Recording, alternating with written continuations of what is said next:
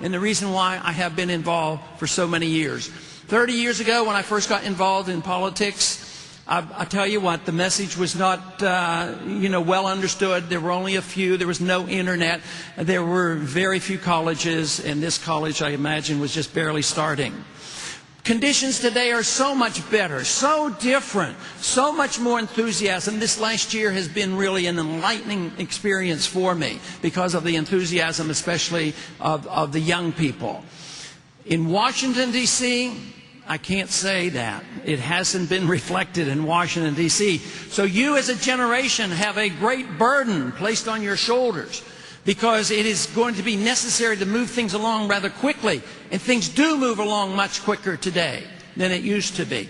In the 1950s, when I was seeking out and looking for information, it was difficult to find the textbooks or the professors that might teach the Constitution and limited government, Austrian economics. It was barely even recognized at that time. But today we have many think tanks, better universities, more professors than ever before. But it's still, it seems like the last place for anybody to wake up and realize what's happening in the world and in this country is Washington, D.C. That's what we need to do. We need to wake up Washington, D.C.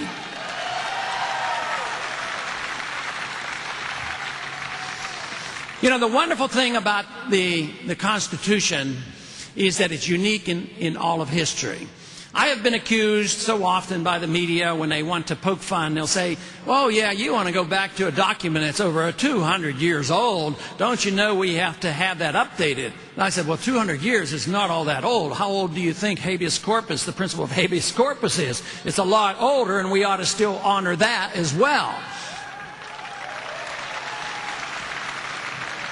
But freedom is a new idea. If you think that the release of the creative energy of a free spirit in this country with the Industrial Revolution, which has done more to eradicate famine than anything else, it's the ideas of freedom that are new.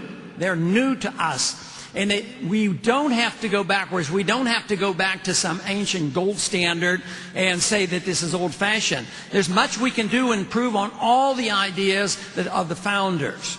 And yet, freedom is new. Freedom is very new. What is old and ancient is tyranny. That has been known for the history of man. What is new is freedom.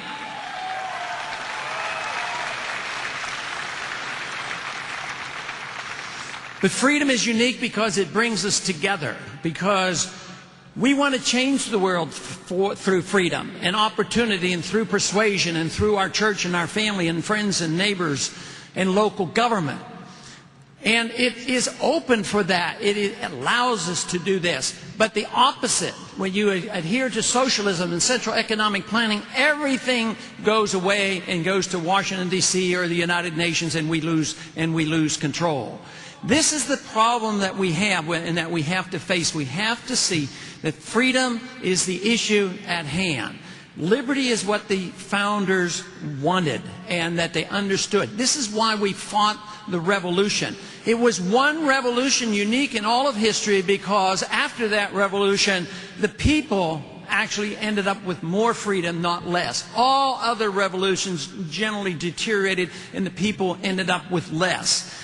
And today, I believe we're at a point now where we have undermined all those benefits. So we are indeed being challenged. But we have every reason in the world to be optimistic. Our traditions are great. Our problems are great because we have lost our belief and confidence in those traditions. But it's not quite like the Soviet system collapsing because they didn't have the traditions that we have had.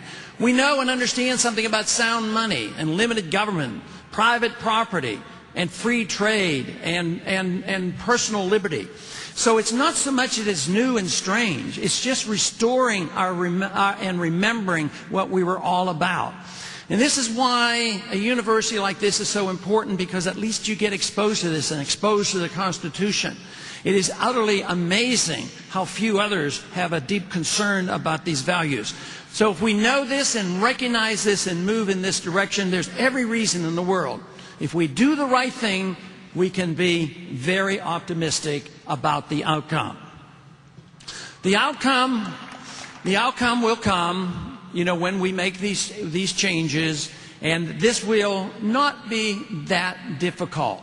And if we allow ourselves the expectation that there will have to be some payment made, there will be payment made because of the abuse and the overextension and the debt. But if we have government in there propping up all the bad investment and all the mistakes, it won't work.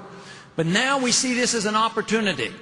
I am much more optimistic today than I was 1 year ago, because I have seen so many young people rally behind this message and rally behind the beliefs and the traditions of our Constitution and what has made this country great. So it is only keeping up with the momentum and seeing that what has been revived in this past year is only the beginning of what is so important today. Important today not only because for practical reasons, but for economic reasons and for the cause of peace. It is the cause of peace that is so important to us. And standing together, we can revive all the greatness of America. Thank you very much.